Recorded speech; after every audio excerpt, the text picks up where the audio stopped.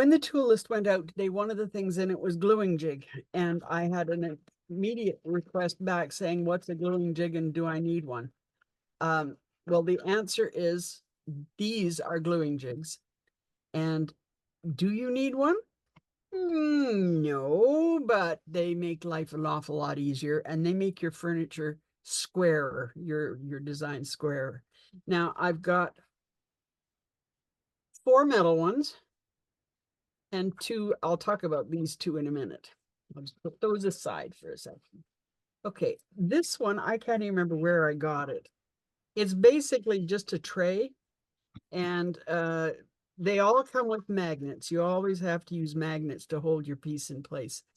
These 3 are purchased from a company called Smaller Than Life, which is Pete and Pam Boerum. Any of you who've ever been to Castine will know who they are. These are very good ones. And to be honest with you, they go with the scale. So if I'm making quarter scale stuff, I use this little one. If I'm using half scale or some bigger things, I use that one. And for the full size, I use this one. So basically what it does is it allows you to put your construction into a corner, and it will keep it at exactly 90 degrees. The magnets are there to, I mean, these are little tiny magnets actually, but they're all stuck to each other. But you can use them to hold everything in place very tightly. And then you pick the whole thing up, put it aside, and let the glue dry. It's one of the things that I do absolutely worst in miniatures is letting the glue dry. Now, if you're making furniture, these are great. If you're putting together something like a room box or say a 1/12 scale wardrobe, they're not very high. You can see that even the biggest ones, they're only about, I think that's maybe 1.5 inches, if that, a little over 1 inch. So they're great for little pieces, but the minute you get into a big piece, you got a problem. Well, that's when the homemade stuff comes into effect. This is Lego. This is just Lego. So if you want to replicate your metal ones, this one here with a base on it does a fairly good job. The only problem with this is that magnets, of course, don't stick to it. So if you want to hold something in place, you've got to just push it into place and just let it sit. But it means if you pick it up, you've got to be very careful with it. Now, I have experimented using masking tape, holding things in place with masking tape. But anyway, they do work. But this is where this is the gem.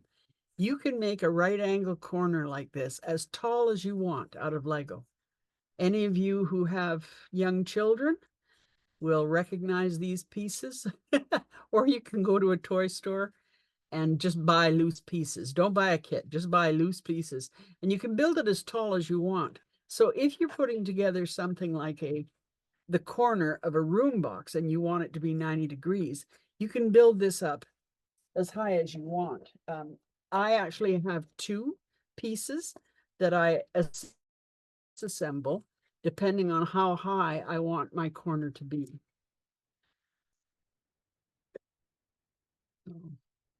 Any of you who like playing with Lego?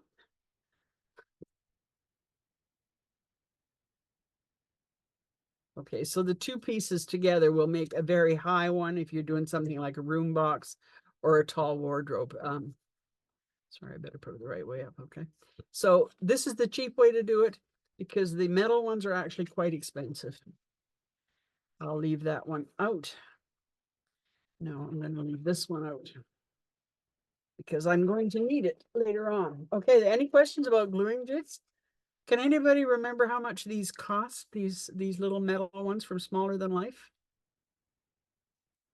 Seems to me they're about, I don't think I have any price tags on any of them. Tina, I don't know about the little ones, but I got mine from Micromark. I'm actually using it right now. And mine was $30 US. Mine is bigger. Yeah, it's probably equivalent to the 12 by 12, I think, or 10 by 10. Yeah, that would be like this big gray one that I have here. Yeah. Yeah. And that was $30, which I didn't think was a bad price at all. I love it. Yeah, okay. You can also, I believe, I think you can get them at on Amazon. Although I must say I have never um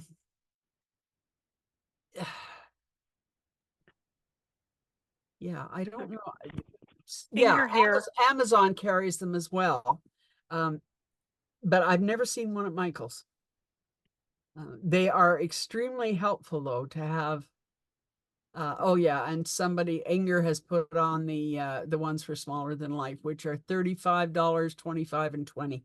So this little guy that I'm about to use is $20, and these come with the magnets. Tina, do you ever use the 1, 2, 3 blocks? I'm not sure what you mean, Lisa. They're like a really heavy metal block. Like I don't know where mine are at the moment, but they weigh a ton, and you just Oh, stick it on. You know what I'm talking about? You yes, can. I do. No, I don't use them. I find that the gluing jigs are much more useful because Yeah. the blocks are good for an inside corner. You know, you can basically use the two of them to glue something that way, but they're not good for outside corners. Anyway, yes, I have tried them and I don't really care for them that much. But I mean, it's everybody to their own tastes. It's whatever you need, whatever you like. So anyway, I'm gonna leave two of these out here actually. Okay, so any other questions on gluing jigs? Okay. Okay, so shelving. I have to kind of apologize to you guys. I got a little carried away with making different shelving options because I kept finding things. This big one here, this filigree double shelf, that's actually a full-size scroll saw pattern, which I managed to reduce.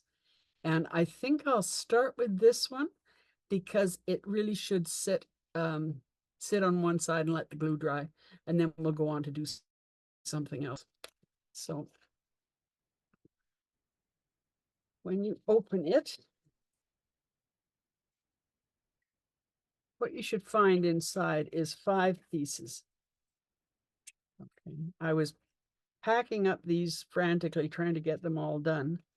And so I apologize, like Trinica. I may have missed some pieces, but so these are the 5 pieces that you should have. So we've got 2 sides, we've got 2 shelves, and we've got the big back piece.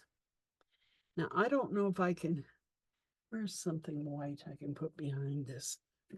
Let me just roll a sheet of paper in here.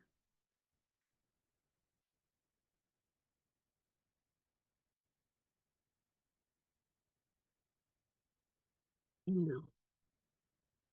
Okay, can you see the detail in that? You can see that there's 2 rows of actual slots there and up here, and 2 vertical rows of slots.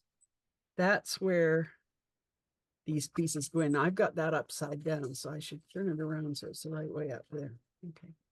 Okay, now what we're going to do, you'll notice on these pieces, which are the shelves, there are matching tabs along there. So what we're going to be doing is we're going to be inserting the tabs into the slots like that. Okay, now if you feel on the back, you'll feel they very slightly come through. This is one piece that I do not use the gluing jigs for because first of all, there's no right angles on this. No right angles that you can easily use. So what I'm going to do here,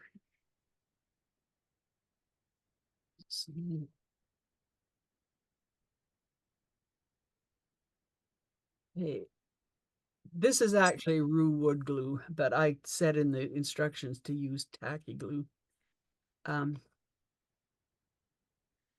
So what we're going to do here is we're going to run a line of glue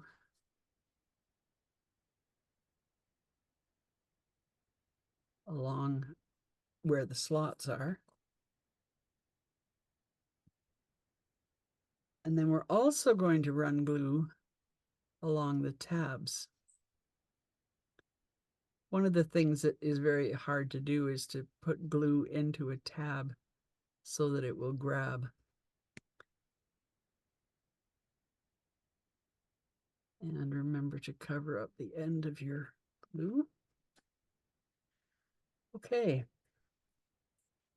So now it's a case of slotting it into place. And you'll feel it kind of click when you've got it right.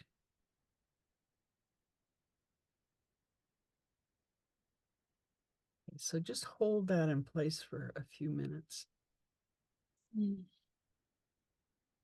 And this is where fingernails come in handy, or a Q-tip or something. Take off some of the excess glue.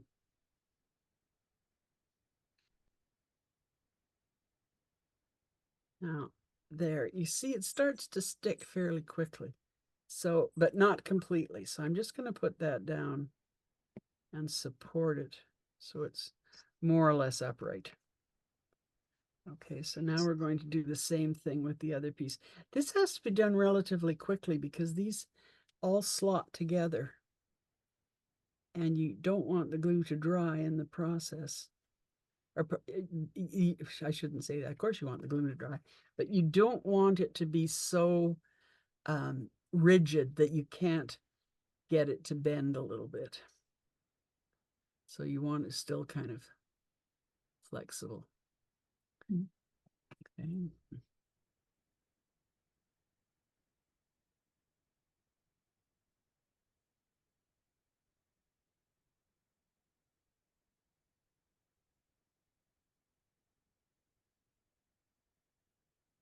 This is a bit tricky here.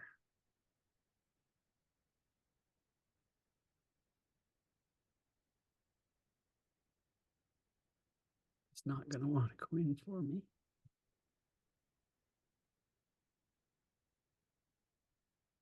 There we go. You can feel it when it suddenly hits it right. You can feel it kind of snap into place. Okay, so I'm just going to sit and hold that for a second. Just enough so that the glue becomes tacky and it doesn't fall out the minute I put it down, because as I said, this is now the only, oh dear. The only thing that you have to watch is that the shelves are different sizes. And they go into a specific place in the filigree. Come on. Slot into place there. There we go. Okay. Okay, now I'm going to put that down and pray that it doesn't fall apart while I do this piece here. Okay, now if you look at this piece, you can see that there's two slots there. They actually go over the two shelves, and there are two slots where they match. So this time you have to put the glue. It's hard to put glue into a slot, but try your best to get them so that there's some glue in that slot. The wide part goes over the wide shelf.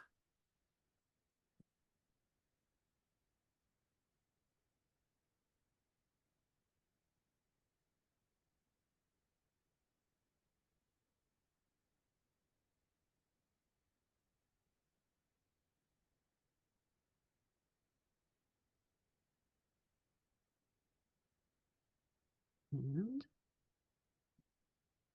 now we've got that one in. We can go back to the other one.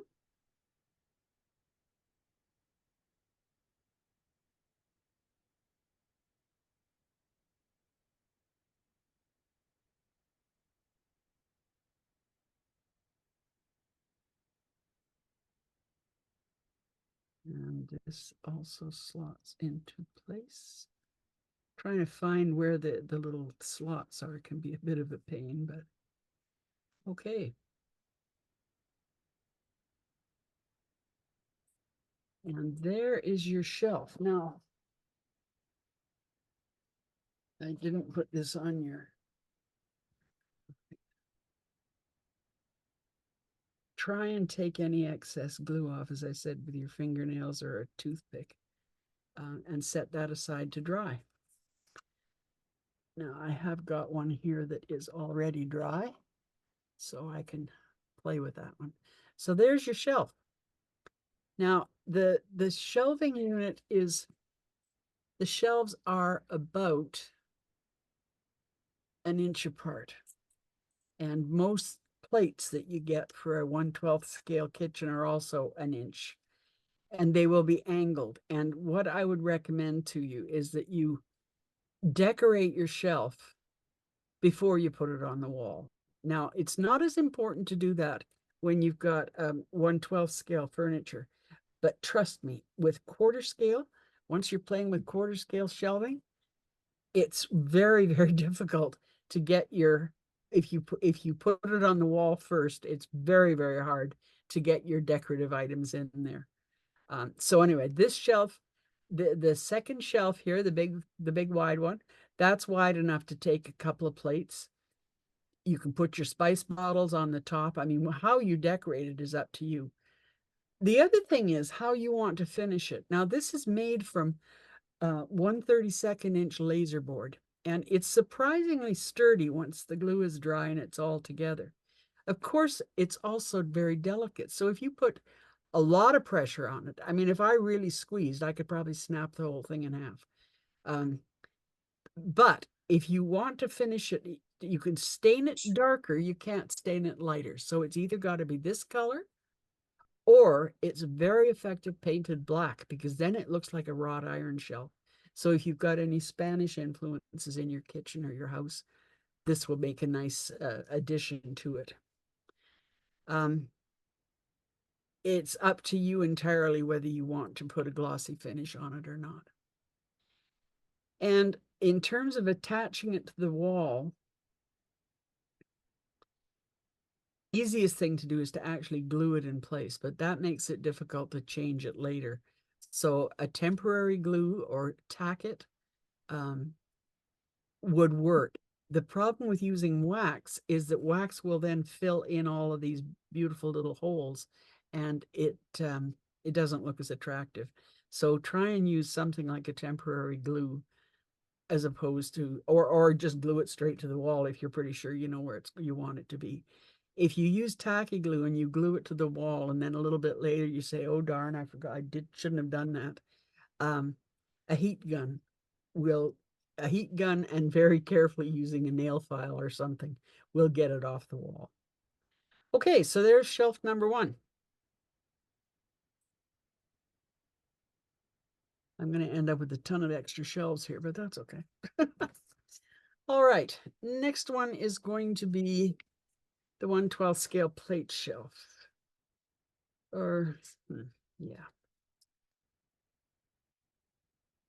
Now this is a double duty kind of thing. Okay, there's 4 pieces that come in this kit. Okay.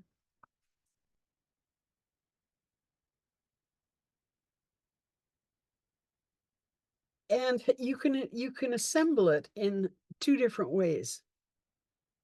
One is assembling it as a plate shelf, and the other is assembling it as a bookshelf. This is probably too long. This, I believe, is a 4-inch shelf. Yes, that's 4 inches, which is, as I said, probably too long.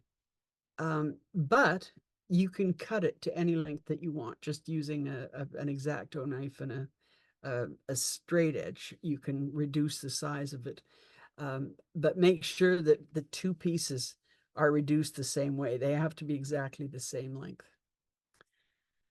Okay, so to put this together, both the bookshelf and the plate shelf basically go together the same way, the first stage of it. And this is where the gluing jig comes in now. If you're going to stain it, at the end, I would suggest that you do some sanding first, and get some of the blazer burn off the edges of this. If you're going to paint it, you can leave that till later. Okay, so what we're going to do is we're just going to take your small piece and run it up against the edge. If you can see that, it's just sitting along the edge there. And then we're going to take our glue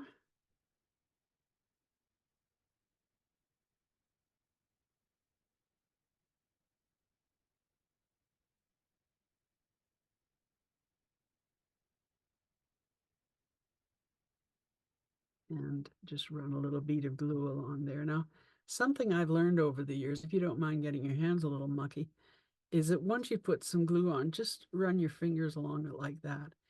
And you end up taking the excess glue off the strip before you glue it.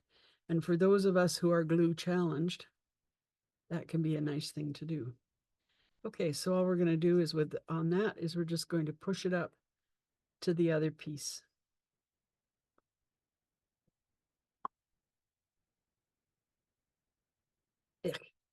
I should have had a wet one out. Kleenexes are not the best thing in the world for getting glue off your hands.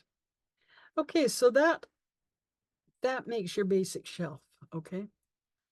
Now, when I say you can assemble it in one of two ways, with a plate rack, a plate rail, you want the little lips so that the plates don't fall off. Okay. And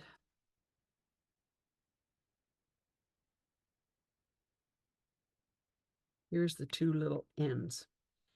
So if you're doing a plate rail, or let me start with this. If you're doing a bookshelf, you don't want the books to fall off, but you will put your trim at the very edge with the little edge pointed up. Okay, so I'm going to glue this onto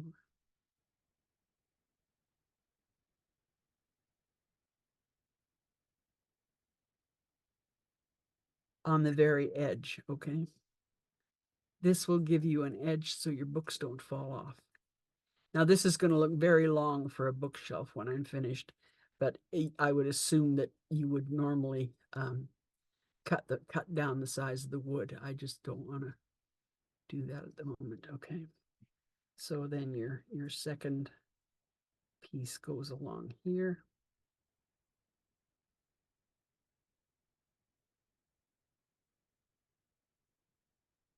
I'm going to use the magnets as a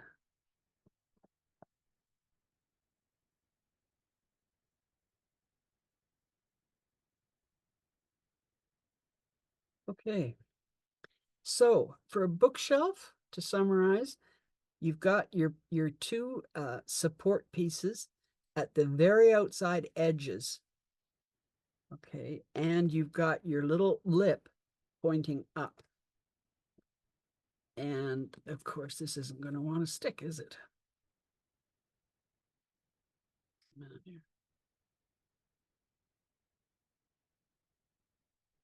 One of the fascinating things about glue is that when you want it to stick, it won't. And when you want to take it apart, you'd think you'd put it together with permanent glue that would never, ever, ever come apart. Okay.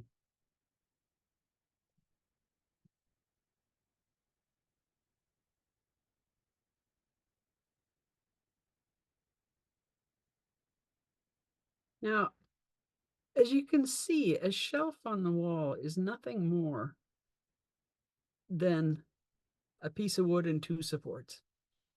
And I mean, these filigree type supports are very pretty, but frankly, a triangular shaped piece of wood like that will do just as good. Or if you've got something like, and I'm going to not be able to remember the name of it, crown molding. Okay, so you've got a piece of crown molding that you're using to go between your ceiling and your wall.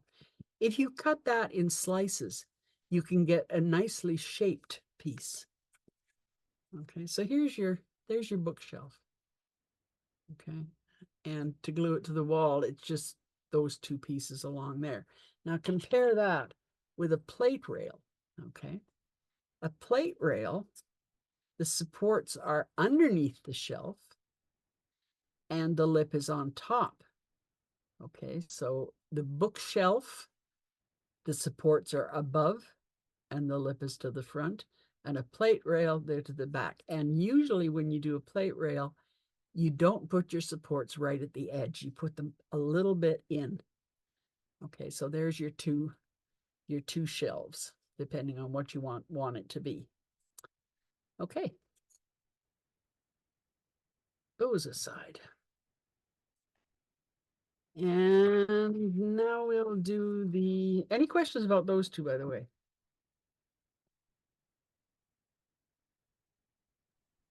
Tina, I'm missing the filigree on the one you just did. Oh, the supports? Yes. So just, yeah. Okay, that's Liliana. Yes. You can tell I was packing these up very quickly. Okay, Liliana, 1/12 scale plate supports. Okay, I'll bring them I'll bring them on Saturday, okay? So Tina, sounds good. Tina, Mhm. you just did the one that's marked 1/12 scale plate shelf, right? Right. And so I want to use it as a plate shelf. So I've put the little strip on. So now I put these filigree underneath it rather than on top like a bookshelf. Yes, you put them underneath. Just a minute, let me grab it. Okay, this is a plate rail here, this one. Right. And you see that they're inset. It's just a decorative thing that most times when you see a plate rail, the supports will be underneath and they're inset a little bit from the edges. And the little lip goes up because that's where you rest the edge of your plate and the back of your plate rests against the wall. Okay, great. Okay. Now, these are pretty big, relatively speaking, and I would not worry about gluing this to the wall first and then placing your plates on it. Now, the reason I gave you a 4-inch piece to play with is that will take 4 plates. Generally speaking, a plate's about 1 inch. Okay, so you could put 4 along there, or you could put 2 layers, and you often see this in a kitchen hutch. You'll see the big dinner plates behind, and then in front you'll see the smaller bread and butter plates or the salad plates. So if you wanted to display plates on this, that's how you would do it. These are very effective when they're painted, or you can stain them. It's entirely up to you. Because these supports are cut from wood and not from MDF, they can also be stained to match. Whereas with the filigree shelf that we just did, that you can stain it darker, but you can't get it any lighter. So this one, if you wanted like a maple finish, you can do that because the entire thing is made of wood, of basswood. Okay.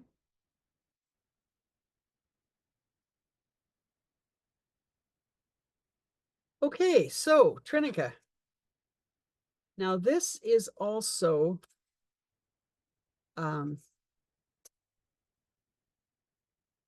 two ways to do it. The one I'm working on right now is the one that says 1/12 scale filigree corner shelf. And you can see there's 4 pictures. I mean, there's 4 pieces. It's either or. Okay. So if you let's assemble this as a corner shelf. Okay. The only thing that's hard about this particular one is to not glue it into your gluing jig because where your glue goes is exactly where it's going to be tricky. So you're going to be applying glue along the one edge of it. You don't really need it on both edges.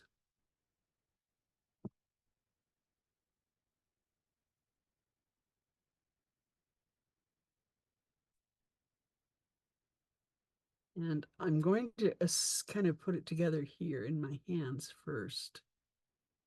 Then I'll put it on the gluing jig.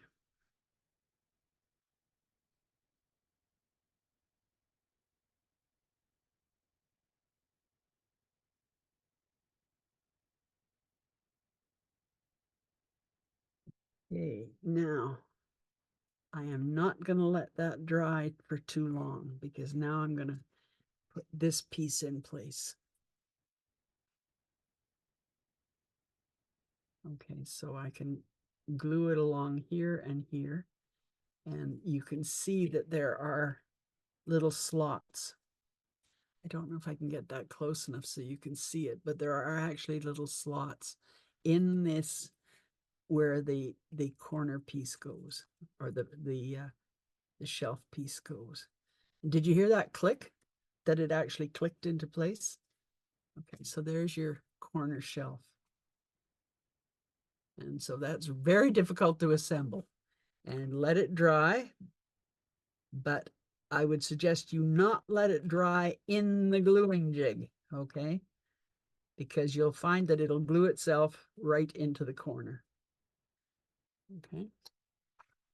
So there's your finished corner shelf. And of course, these can be stacked. You can have several of them going up the wall. I'm going to take that apart again because the other way to put this together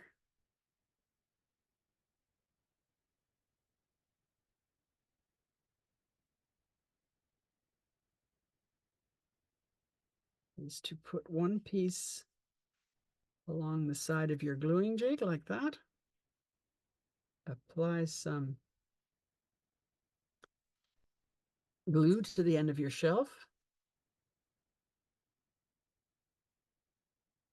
And glue it in place so that it covers the little slots. Okay. And you put the other piece on the other end. Okay. And what you've ended up with is a nice bookshelf with an even fancier filigree end on it. And again, you can cut this down to any length that you particularly want. I've got one that I pre-made here, so I'm just going to grab that one. Okay. Now this is actually, I seem to have been size scale challenged when I made this. I'm going to be also selling these through the Name has got a quick kits thing coming up. This is actually, I thought, Barbie scale, this one. These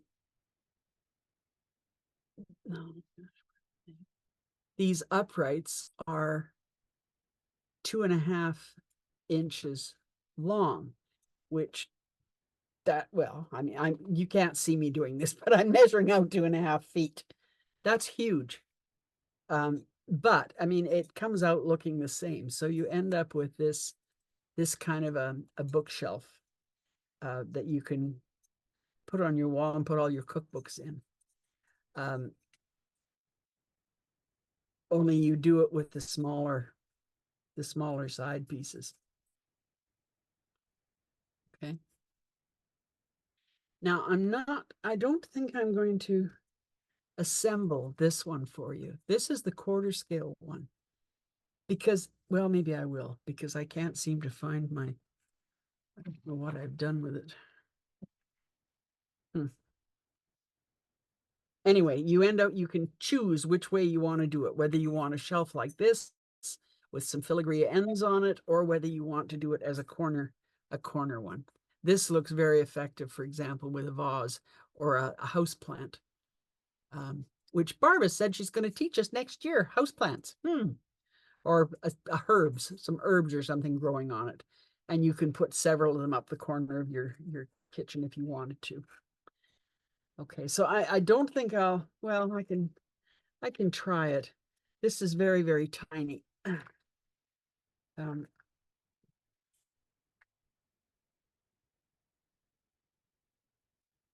Come on.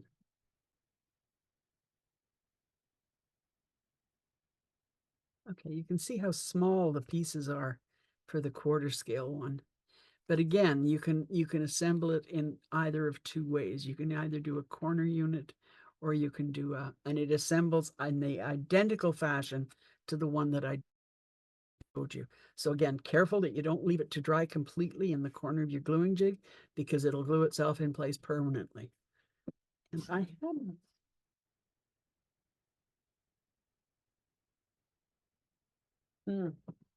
with these little tiny pieces, sometimes you get a prototype and it'll suddenly just disappear on you and you have no idea where it went. So I can't really show you the finished version of it. But anyway. And then the last one, and this is the simplest of them all. It is just a plate shelf. And there are 3 pieces. You see them there? 1, 2, 3.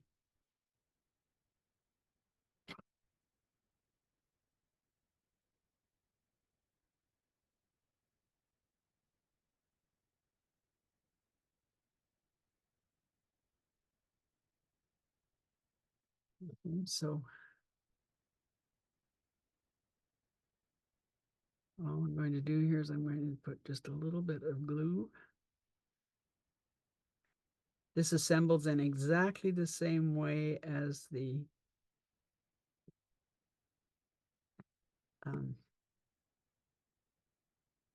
1/12 scale plate rack, and I put the glue in the wrong place because I've discovered that it's easier to put the glue on the. Remember I said you needed tweezers? This is where the tweezers come in. Okay, so I'm just going to put a little bit of glue along the bottom of the. Now can you see that where the glue is just along the bottom? And I'm going to hold it up in the corner of my gluing jig. And this is a real pain in the neck, I'll tell you, because it doesn't want to stay upright. And then once you get it upright in the corner, can you see there in the corner? And then you just push this one up to it.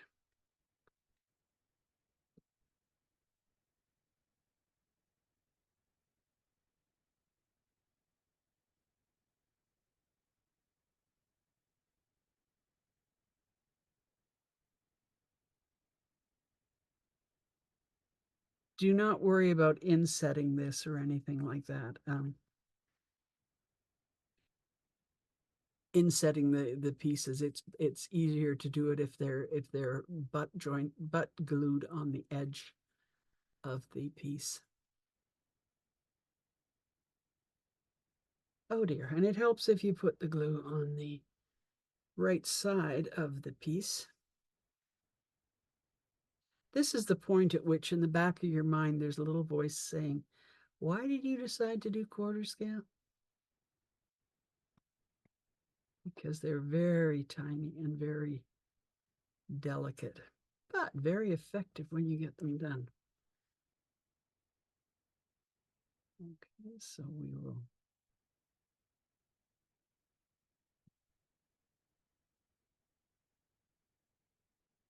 Okay, now I don't know if you can see that, but there's the upside down shelf being held in place by magnets while the glue dries.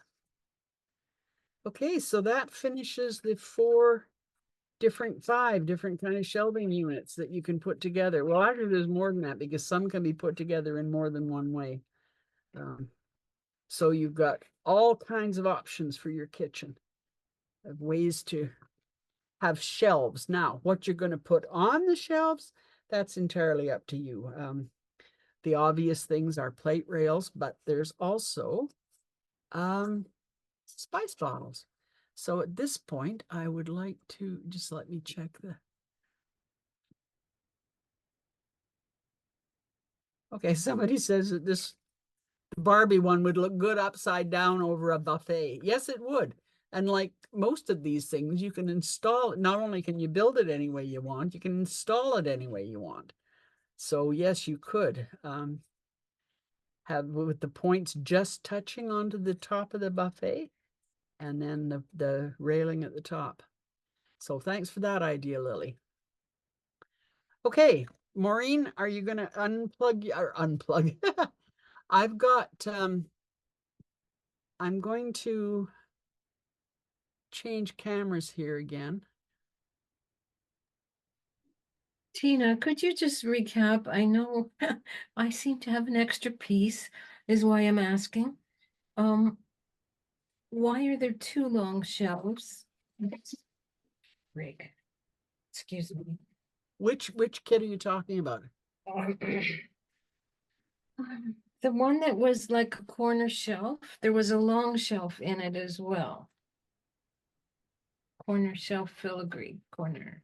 Like this? Yes.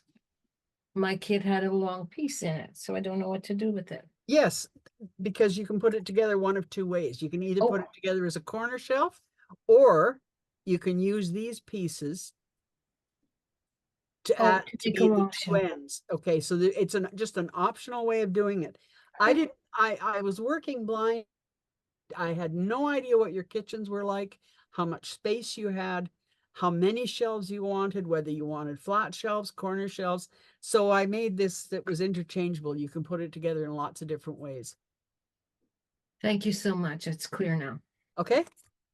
Tina, could you use a colored marker to make the filigree look like brass or something like that? Absolutely, you could. Yes. A gold or silver marker, as I did, you talk about black paint to make it look like wrought iron. But sorry, I was reading something else here. Yeah, copper or copper would match nicely if you've got copper pans in your kitchen, or gold. I'm not so sure about silver. What do you think, Lucille? I was thinking more along the lines of brass as well, or copper. Yeah. Yeah. Copper is some you often see, well, not often, but you see copper in range hoods. So that would match up to the range hood. And of course, you can always do multiple colors. So you could have, say, gold, do the filigree part in gold and the shelf in black, for example. I would suggest that you do your painting, if you're going to have two colors anyway, paint them before you assemble them, but be very careful. Those slots will fill up really fast. In fact, painting this at all, even black, you're going to have to really be careful. So make sure that you've got a straight pin or something on hand, so that if your paint fills up the holes, and any of you who've worked with doing stained glass things or those Esther's lights, the paint will fill them up. This you do not want to be filled up. Now, one thing I have found is that if you blow on it, you can literally pop the bubbles of paint that are that are filling up the filigree. Or if you want to fill up the filigree, fill your boots, go ahead. You know, I mean, it would be easy enough to do it. Or you could get a multicolored effect by taking a shelf like this and painting gold or whatever color you want, paint the filigree whatever color you want, and then take a piece of paper and paint it whatever color you want. Let's say blue. So now you've got a gold filigree shelf, put the blue paper behind and cut it so it's the exact shape. And what you've got is a gold on blue effect. And then you could put it, say, on an off-white wall, and the blue would show through all the holes of the gold. It would be very pretty anyway. So there's lots of ways to do it, to decoratively change the way these look. So given my fear of filling in the holes, it might be better to use a stained pen than actual liquid paint. Exactly. Yes. Yes. Yeah, or, yeah. Thank you. or even a marker. Yeah, a Sharpie marker. If you want black wrought iron look, a Sharpie marker is absolutely the way to go. The only thing I would warn you about is make sure that you do it before you glue it together, and do it on something that you're going to throw out afterwards, because the Sharpie will go right through the holes.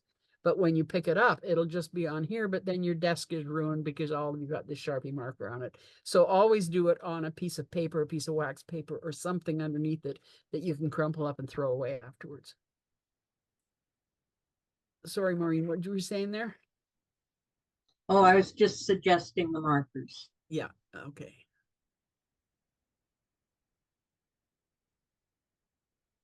Okay, so Maureen, I've got the written instructions that you sent me, which I will send out to people afterwards, but I've got them set up on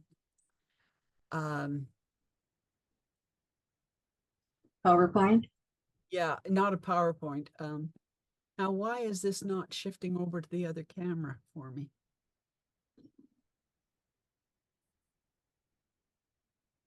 Oh, because I'm changing my speaker, not my camera. Technology, isn't it wonderful? Okay. No, what I can do, Maureen, is share my screen like this, and then you can talk about it, and I'll just let the screen scroll. Okay, so like that. Okay, so you can. Okay, go ahead. Okay, the kits are plastic beads from Creatology from Michaels. They come in the primary colors, which are the ones I've used for this, but you can also get them in the pastel colors, and they're cheap. I mean, even for Michaels, they're incredibly cheap. And the brads for the tops are also from Michaels. The labels I just printed on labels, adhesive labels, and you've got 10 bottles, but you've got a choice of 14 different spices. And you'll need scissors and or an X-Acto knife and ruler, glue, toothpick, needle nose, pliers. And basically, you cut out the label, attach it to the bead, pop the brad in top with a bit of glue, and there you are. But you want to try and get your labels all even. So I did cut my labels freehand, but I wasn't as sure about putting them straight on the beads. So I just found a scrap of 3/16" thick wood in my stash, and I made a bit of a jig to glue the labels on relatively straight. Under that strip of wood, I attached a piece of tape face up and attached the beads on that bottom piece of tape with, about a 1/4 inch between them. That would give me room to attach the labels around the beads. But in order to figure out where the labels should go, I attached another strip of tape along the top, but down to where I wanted the top of the label to be. And you can see it in that picture where the top piece of tape is down about, not quite 1/8 of an inch onto the bead. And then just carefully cut your labels out, peel the backs off, and put them just under that piece of tape. And just take a straight edge or your fingernail or whatever to make sure that the labels are in place. Once your labels are done, then you want to attach your brads. Go down a bit, Tina. Now, I noticed when I first started putting the brads in, they weren't always fitting right down into the hole. So what I did was I took my needle nose pliers and put them right up against the head of the brad underneath and squeezed tightly, and that sort of straightened things out. So I took a piece of, after that, I took a, excuse me, a toothpick, dipped it in my glue, put it down into the center of the bead, and then sprinkled it around the top a bit, popped the brad in the top of the bead. Do that 10 times and you're finished.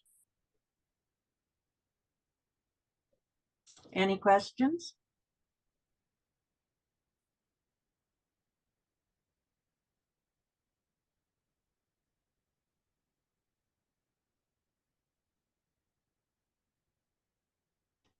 Oh, Karen, you could put them up and down, but they're kind of hard to read. I did try one set of labels with the printing going up and down. Oh, okay, because So- some of them are kind of long, but I thought they might be okay sideways. I didn't know. Yeah, because as soon as I see them, I thought, oh, those have to go the long way.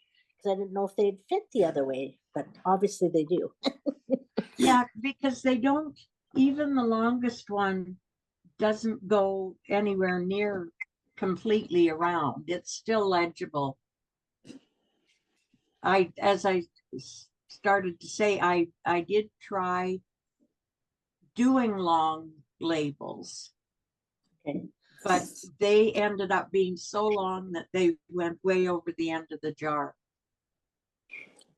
No, they look good the way you have them there. That's for sure. Anything else? No, I think they're awesome.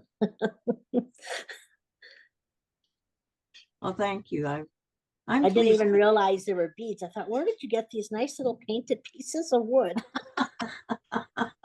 Oh, believe me, I looked at every single bead they had in Michael's, and my daughter was with me, and she was even looking for me. And Oh, we found some that were a bit better size-wise, but they were horrendously expensive. I think even buy one, get one, you only got 12 beads for $6. Oh yeah, that's crazy. So Yeah. that would not have worked. But then we spotted these Creatology ones.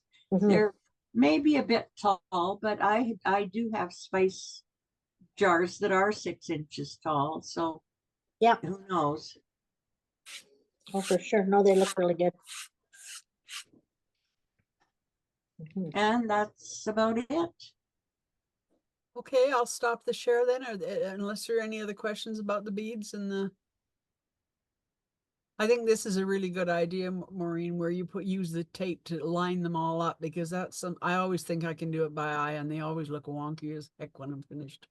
Well, even with this, a couple of them are a bit wonky, but they were certainly better than if I tried to do it by sight Yeah. all the way. Okay. Okay. Okay. Thank you. I just want to confirm with people. I've got 2 people here. Trinica is missing the filigree from the corner shelf, and Liliana is missing the supports for the 1/12 scale plate rails. Is there anybody else that's missing anything from their kits? Tina, I sent you an email. Oh, okay.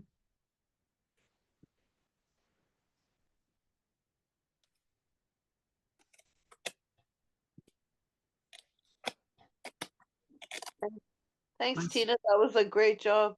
My server's being very slow here.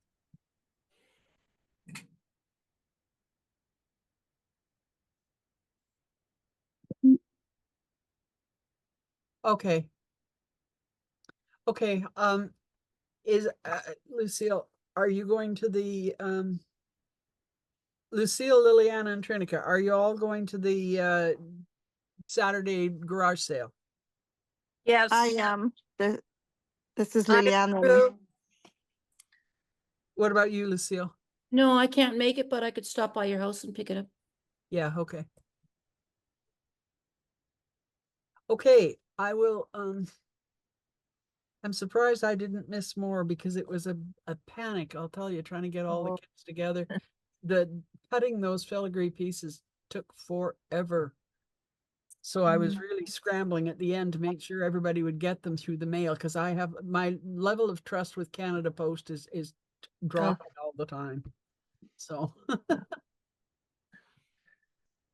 Well, the bright pink envelopes really made them stand out. no, I don't want the baggies back, Inger. Oh, and it's 4-2 for the Oilers. That's good. Okay, well, if there's no further questions, one other item, and Lucille, this was your suggestion. At some point, I'm going to get it on the schedule. I don't know when, but I'll do a show and tell or something on how to put a glass front on a room box, if it doesn't already come with it with a room box. I don't know about you guys. I hate dusting my full-size house.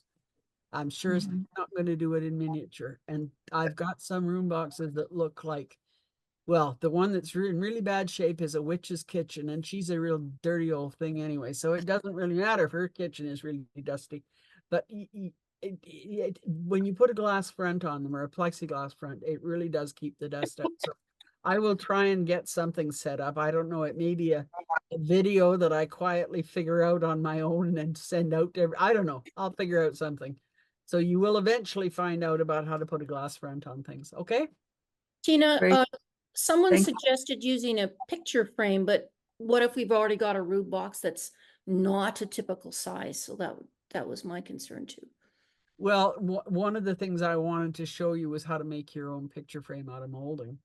And then you can make it any particular shape or size that you want. That would be So, I mean, I've got all kinds of different ideas, but when I went to actually start putting it together, I found that I know that when we did the attic, I put us in the kits some U-shaped edging, and that's what you put on the edges of your filigree, or pardon me, on the edges of your plexiglass. Well, I checked several hardware stores and none of them carry it anymore, so I'm gonna have to order it online. Anyway, I'll figure it out. I've got all summer to figure it out. Okay, so if there's nothing else, then thanks for being here. Thank you so Thank much. you, Tina. Thank you for your Was class. wonderful. That was awesome. Thank you, guys. Thank Yeah, you. Saturday. Great job. Beautiful. Yes. yeah, Yeah, see you guys all Saturday. Lots of fun. Hi. okay, Thank you, guys. Bye, bye. guys. Bye, everybody. Tina.